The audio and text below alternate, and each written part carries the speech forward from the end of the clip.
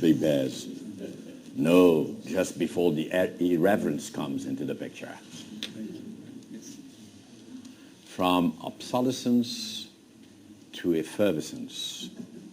Strategy is to leadership what champagne is to Mousseux or Perrier. It sparkles all over. And as usual, I'm going to make your life difficult, the Institute difficult, the MBA program difficult, by looking at some of the challenges ahead of us.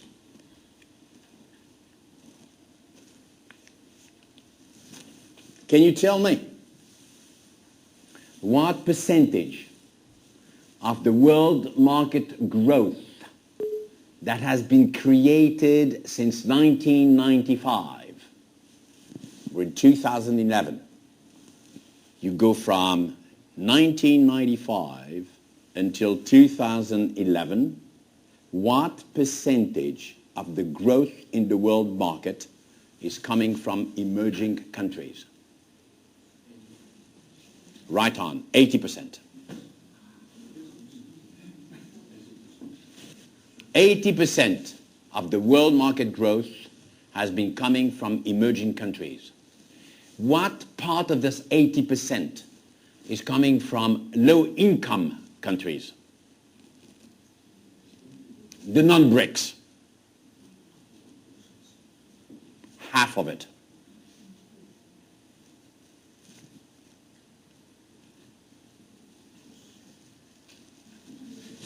Stupid question.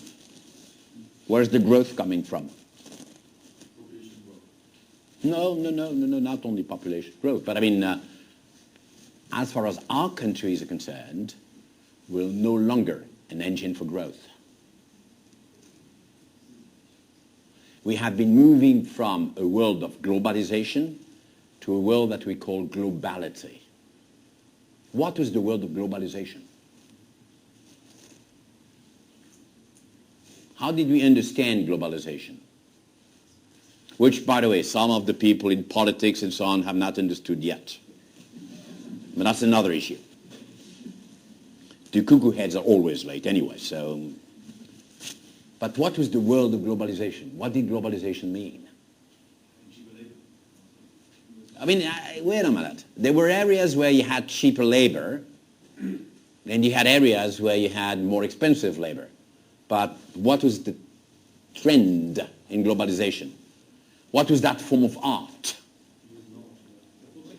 The developed countries and the corporations coming from the developed world went to the emerging world to take advantage of a lower labor cost, a few other things. And then the second idea was, but they also have huge markets, maybe I can sell some stuff there. What do you see today? Exactly the reverse. Who is investing heavily in the Western world? China. What do? What is China doing? They buy resources. All kinds of resources across the world. Everywhere in the world. Who else? India. India is buying resources all over the world. And is also developing its own print all over the world. Software, for example. Russia. Where are companies like Severstal or Evraz, Russian steel manufacturers? US, Canada, South Africa, Czech Republic, Spain, Italy.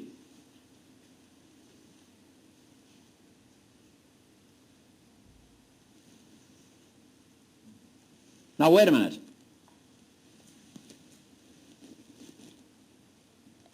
Let's take the case of General Electric. The new products for GE, Where are these products developed? India. Why?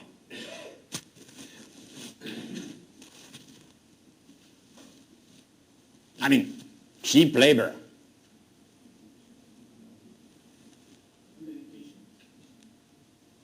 Take medical. Take scanners. What is the cost of a scanner? What is the price of a scanner? $500,000? How many of these can you sell to emerging countries' hospitals at $500,000? The market is not huge. So what do? You ask the people in these countries to come up with a scanner that can be priced at $5,000. And then the question is amazing and amusing at the same time. Where is the largest market in the world for these scanners developed, R&D'd, and produced in India? United States of America.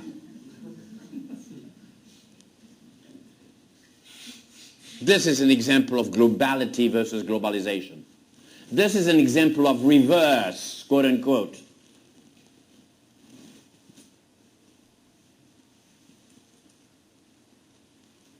Other example, closer to home. McDonald's. And then we'll generalize and go to the MBA and the business schools. McDonald's.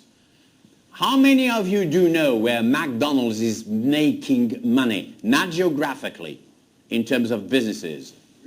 Real estate. 70% of the profits of McDonald's are coming from real estate. Where? Geographically. Anywhere in the world. They have a team of people based in Chicago that do buy land, buildings, and so on, and make money on that. McDonald's is not making so much. I mean, I'm not saying it's not making, but it's making less money in terms of the group on food than they do on real estate. Now, second, the idea of McDonald's is what for you? What is McDonald's for you as a restaurant? Forget about it's a Big Mac. Wow. Makes you fat. Makes you sick. There is even a director who made a movie on the consequences of eating McDonald's for a month and how many kilos you gain.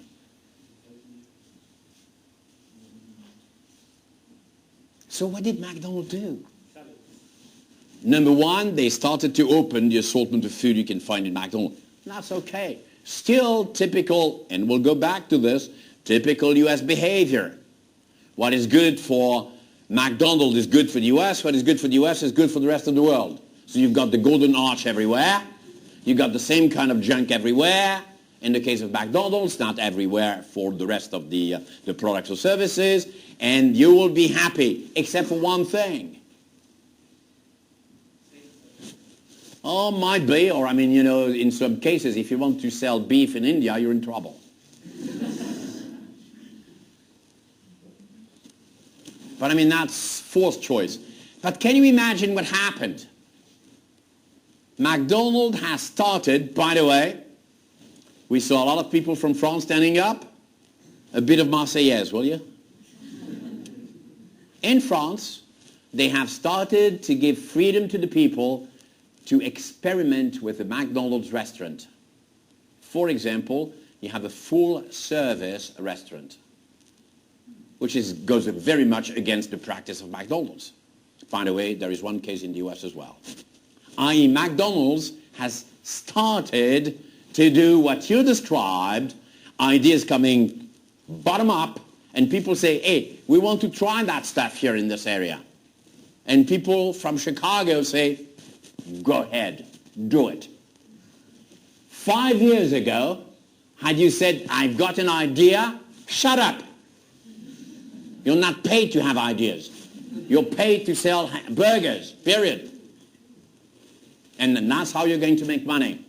Now, that's the world of business, that's your world. The world of business school, the world of MBAs.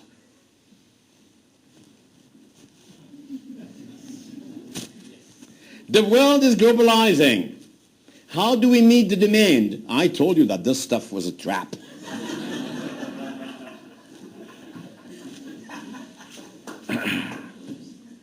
I mean, they have decided to kill me.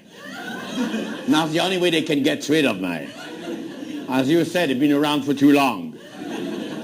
Anyway. That's what we call the coconut tree. That's right, coconut tree, right? But I mean, as a coconut, you know, strange shape. Anyway, MBAs, what have we done? For how many years? 1, 2, almost 3, 4 people. When we wanted to study business, wherever you were located in the world, where did you go? Harvard, Stanford, Northwestern, New York University, Berkeley, UCLA. You looked at the ranking of business schools in the world. You picked one of the top 20, and you said, if I make it in one of these top 20, I'm fine. I'll be able to enjoy the rest of my life. It will be hell for 2 years, and then paradise for the rest. Yes, you too. Not MBA, PhD. Northwestern. That's what we did. We crossed the Atlantic. Why? Because the American business model was the best in the world, and we all did the American business model. Who is teaching the American business model? American business schools. In what programs? MBAs. So we all went for an MBA in the US. Then what happened? Europe started to stand up. What was the model of Europe and European business schools? Number one, we copied the US. INSEAD, London Business School. ESA, IMD, CI. We copied the US. As a matter of fact, we even had US professors on top of European professors trained in the US. And then we became a little bit more multinational. So at INSEAD, for example, where I had the pleasure to teach between 1966 and 2001, basically, what was the faculty made of? All kinds of people coming from all over the world. And by the way, Caroline, I did show you the numbers. What is the percentage? How did we globalize in the US as well as in Europe? We attracted foreign students. And because we had foreign students, we were international. And sometimes we had faculty coming from different countries, more in Europe than in the US, and we became international. In the US, they brought a lot of people from India. Those of you who've been to an American business school know that when you lift an ashtray, you've got 7 Indian professors. It's amazing. But it's basically coming from India. We brought professors from these countries. Tell me, teaching foreign students how you do business here, does it prepare the people who are here to be managers anywhere in the world? It's slightly different, isn't it? We understood globalization in the business world, in business schools, in our MBAs, in a traditional way. We export what we have to, or you can come and borrow from us. Today, what do we have to do?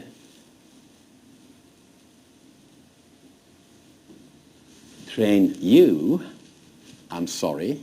The challenge for Carolina is to train your successors in the MBA program to be people who can be adapted very rapidly to a Nigerian culture, to a Chinese culture, to a Western European culture, to a Latin American culture. It is not the same program.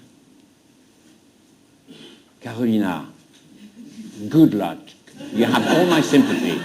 Ladies and gentlemen, this is the way we strategize today, including for the development of an MBA.